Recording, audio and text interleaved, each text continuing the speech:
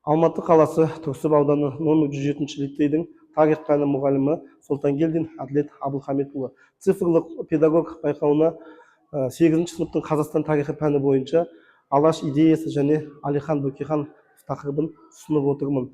Биыл Әлихан Бөкейхановтың 160 жылдық мерейтойы кең көлемде аталып өтеді.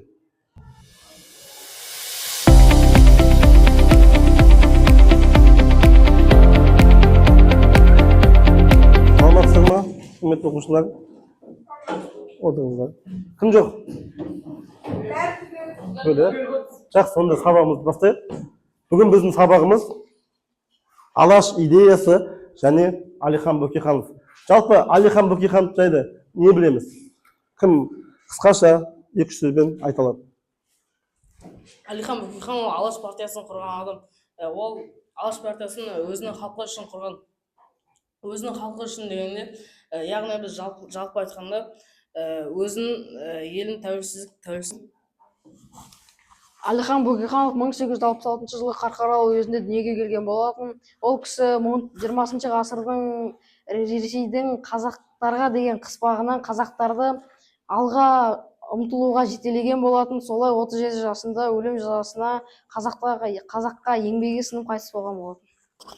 Әлихан Бөкейхан түрмеге 3 рет қамалып шыққан, және ол Самарада айдауда болған, және ол 2016 жылы 150 жылдығы болды, ал 2026 жылы 160 жылдығы өтіледі.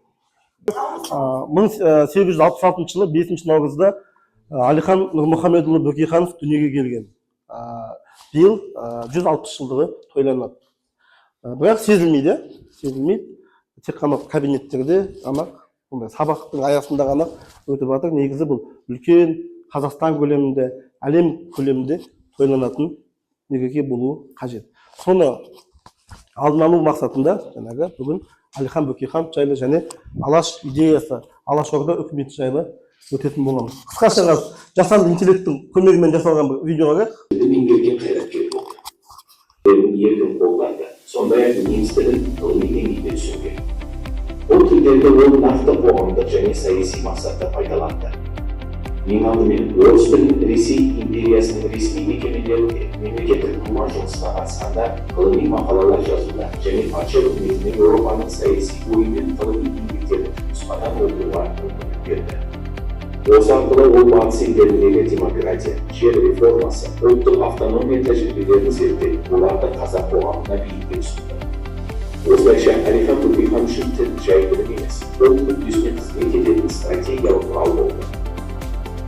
20 ғасырдың басында қазақ үшін қиын кезең басталды. Қазақ ұлтының өмір сүруінің өзі проблемаға айналды деп жазды Ахмет Байтұрсынов. Осы кезеңде ұлт зиялылары бірігіп, Алаш ұйымын құрып, ел бүтіндігі үшін өз күресін бастады. Көзіңді аш, оян қазақ көтер бас, дінін ашылы халқарам бол, қазағым елді жату жарамас. 1920 жылы жер шекара тағы басқа мәселелері бойынша қысқа видеоны көрдік. Кім не түсінді, қандай әсер алды? Қысқаша 2-3 сөзбен жауап берсек. Әлихан Бөкейханов ол Алаш қайраткерінің ең басты мүшелерінің бірі болды. Және де ол өзінің батылдығымен көптеген жиналыстарда өзінің көш бастап отырған болды. Жақсы. Жалпы Әлихан Бөкейханов Қарқаралы уезінің барысы, Алашорда партиясының намысы болған, және де 20 ғасырда қазақ елін оятуды көздеген, осы орыс, яғни осы КСРО қауымынан аман есен шығып, тәуелсіздікті көздеген болатын. Аяжан? Біз бұл видеороликтен тек қана Әлихан Бөкейханов туралы ақпарат емес, сонымен қатар бүкіл қазақ зиялылар туралы ақпаратты алдық. Сонымен қатар маған ең қатты ұнағаны Ахмет Байтұрсынұлының Ленин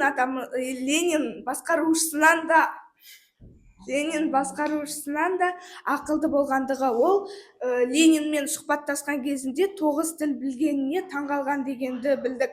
Осыдан кейін Ленин көп жиналыстарға қатысып, қазақ еліне кәдімгідей көңілін бөлген. Алаш зиялылар жайлы айтылған, алаш зиялылар біз үшін көптеген еңбектерін, маңдай терін төккен, біз оқысын, тоқысын деп Ресей қыспағында болған, соны тоқтату үшін барын саламын. ең басты Қазақстанда ұлттық автономия негізін қалаған тұлға және сол автономияның басшысы болды. Алашорда автономиясы 1917 жылы пайда болды. Семей астанасы Семей қаласы болды. Баспасөзі Қазақ газеті болды. Қазақ газетінде Алаш бағдарламасы шықты, 10 бөлімнен тұратын, және сол жерде барлық Қазақстан болашақта қалай дамиды түгел сипаттап жазған. Және бұл кісілер Жапония мемлекетінің конституциясын негізге алғысы келді. Және ең соңында осы бұларға түбіне жетті. Яғни Әлихан Бөкейхановқа және басқа да алаш зиялыларына Жапонияның тыңшысы деген айып тағылды. Сөйтіп жаңағы бұл кісілер жаңағы ату жазасына кесілді. Енді Жапония бүгінгі таңда өте мықты, дамыған технологиялық мемлекет. Егер біз сол заманда Жапонияның жолына түссек, мүмкін бүгінгі таңда біз сол сияқты мықты мемлекет болатын бедік. Және 9 тіл білген дейді. 9 тіл деген біз қазір 3 тіл білмейміз ғой. 3 тіл білмейміз. Ол итальян тілін білген, неміс тілін білген. Біз қазір ютубтан немесе басқандай да оқулықтардан оқисың ғой. Ол заманда ондай мүмкіндік болмаған. Жасанды интеллект болмаған, чат GPT болмаған, басқа да іздейтін құралдар болмаған. Соның өзінде қандай мықты тұлға болған. Жақсы, енді мынандай тапсырма істейік. Алашорда үкіметінің орталығы болған қала. Жақсы, отыра ғой. Так, Сағдар кел. Оқыңыз. Жақсы. Аяжан кел.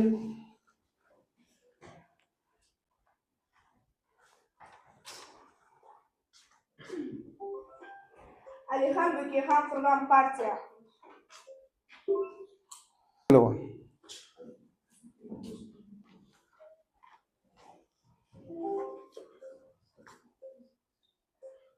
Оқыңыз.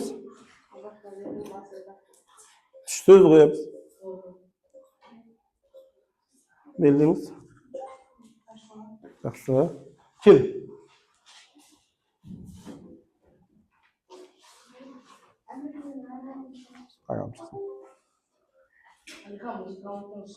Шыққан тегі кім?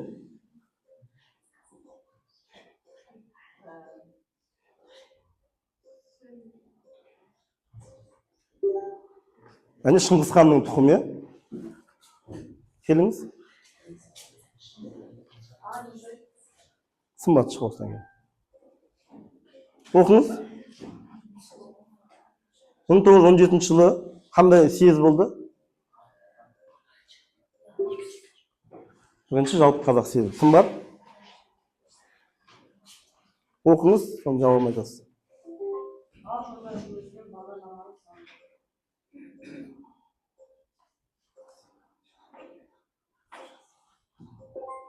Бөлім. Тамаша. Осылайша біз Алашорда үкіметіне байланысты негізгі сұрақтардың барлығына жауап бердік. Яғни 10 бөлімнен болды, Семейде болды деген сияқты. Бұл жаңағы жасанды интеллекттің көмегімен жасалған ойын, және болашақта осындай ойындар өткіземіз. Енді балалар үй жұмысын тексеру мақсатында мынандай тапсырма беріледі. Топтық жұмыс. Яғни мына тест. Топқа берілсін. Өз тобымен белгілейді. Домалақтаймыз. Сіз өз тобыңызбен Абылмансұрдеңізді белгілеңіз. Сымбат деп мына жерге жазыңыз да, маған жауаптар маған белгілеңіз. Иә.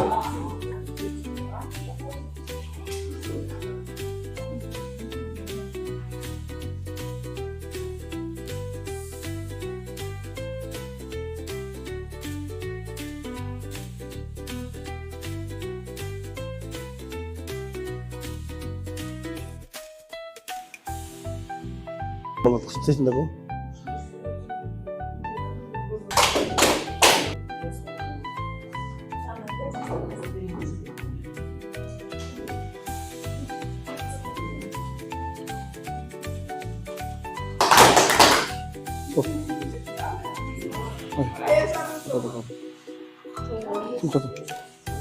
Сымбаттың тобы.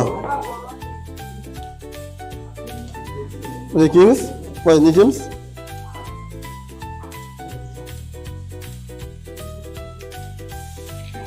Сымбаттың тобы 16, 80%. 80%-ға жауап бердіңіздер. Так. Аяжанның тобы.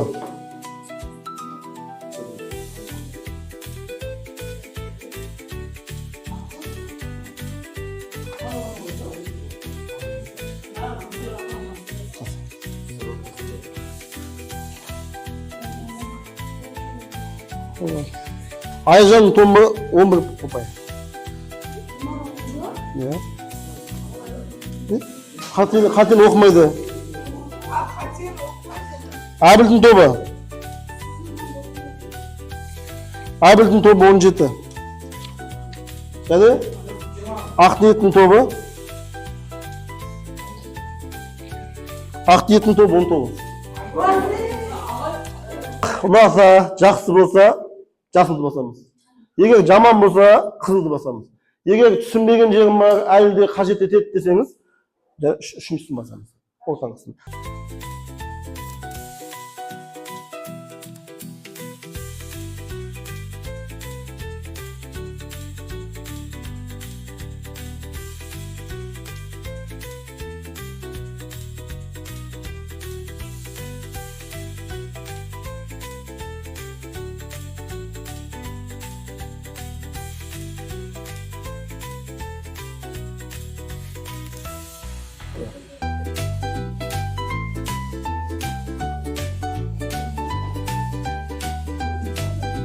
Шынайы бағам объективті болу қажет. Жақсы. Жақсы. Жасалған дүние ғой. Енді шынайы өзіміздің ойымызды айтайық. Қысқа 4 топтан бір адамнан шықса. Сымбат, сіздің тобыңыз. Сақ маған өте қызықты болды. Алихан Бөкейхан жайлы жаңа қызықты ақпараттар білдім.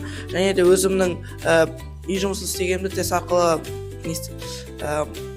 қорытындыладық. Бүгінгі сабақта жалпы Алихан Бөкейханов туралы көптеген деректер білдік. Және де жасанды интеллект арқылы көптеген ойындар ойнадық. Және де Әділет ағайға рахмет осындай керемет ойын өткізгеніне. Бүгінгі сабақ менің көңілімнен шықты. Ең ұнағаны жасанды интеллектпен жасалынған видеолар болды. Біз Алихан Бөкейхановтың бейнесін көре отыра ақпаратты жақсырақ түсіне алдық. Бүгінгі сабақ өте қатты қызықты болды, себебі жасанды интеллектпен өткен формат әрбір балаға қызықты деп ойлаймын. Сонымен қатар Әділет ағайға үлкен рахмет осындай ерекше форматты өткізгеніне. Сонымен қатар бүгін Алихан Бөкейхан туралы көптеген ақпарат білдік. Маған бүгінгі сабақ өте қатты ұнады, себебі жалпы бұл сабақ арқылы көптеген өткенімізді қайталады, ой-өрісімізді дамыттық. Оқушым Аңсар Алихан Бөкейхановтың 160 жылдық мерейтойына орай өзінің тілегін жазыпты. Тыңдайық. Алихан Бөкейхановқа арналады. Алихан атты қазақ елінің арысы, Қарқаралы уезінің барысы, Алаш Орда партиясының намысы, жол беріңдер бұл қазақтың баласы. Жас кезінде еңбектері қайнаған, орыстар бұл ғалымды қайраған, Ресейдің тұтқынына айналған, қазақтың болашағын ойлаған. Ұмытпай осындай даналарды, мықты ғой ғалымдардың саналары, бекер емес туылған елі үшін қазақтың еңбегі сіңген ағалары.